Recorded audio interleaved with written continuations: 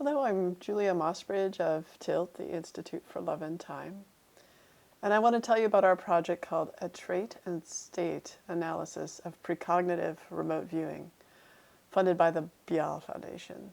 So what we wanted to do was understand how the ability to perceive a target that was randomly selected in the future, how that ability, called precognitive remote viewing, was influenced by gender, by hormonal status, by feelings of unconditional love and feelings of anxiety, if it was influenced by these things at all. So we had some idea that it might be influenced by these things because of past work, but we wanted to run a lot of participants, so we chose an online task where people could upload a description, whether it was written or drawn, of a future target. But they did that before the target was selected. So after they upload it, then a random number generator picks the target out of a pool of target images, and then that gets presented to the participant. So we worked in collaboration with Mossbridge Institute and with Kirsten Cameron, a visiting scholar at TILT, to create the software, make sure that there was no way around it, that no one could figure out the target before they had actually already drawn the image or described it. And then after that, we took the images, and we took the target images, and then we took the drawn descriptions that were done before the target image was presented to the participant. We sent them to independent judges. And we asked the independent judge, two of them who are experienced at this, to rate the relationship between the image, that was the target image, and the drawn description. And that allowed us to know whether there was a match at all.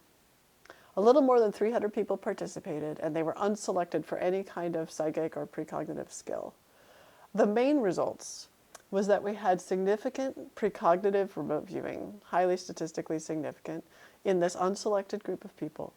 We found no gender effects across the board, or hormonal status effects, although there was some indication that women taking synthetic hormones, reproductive hormones, might have a slightly better performance, but that was not statistically significant. Unconditional love, it looks like it supported the precognitive remote viewing accuracy across the board. So whether you were male or female, if you reported that you were experiencing unconditional love, then this improved, or at least the folks who experienced higher levels of unconditional love performed significantly better.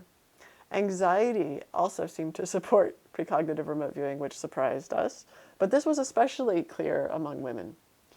So the highlights that I'd like to share with you are that precognitive remote viewing is a precognition task that is robust enough that it could be studied online effectively, had a pretty high effect size.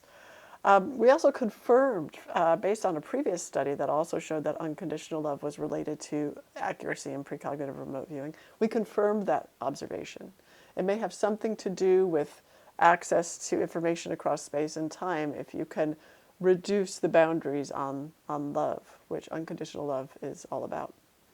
And gender effects, actually, that we've seen in the past might be dependent on emotional state, because we saw that difference in anxiety supporting accuracy in unconditional love, where women really showed that effect and men just didn't.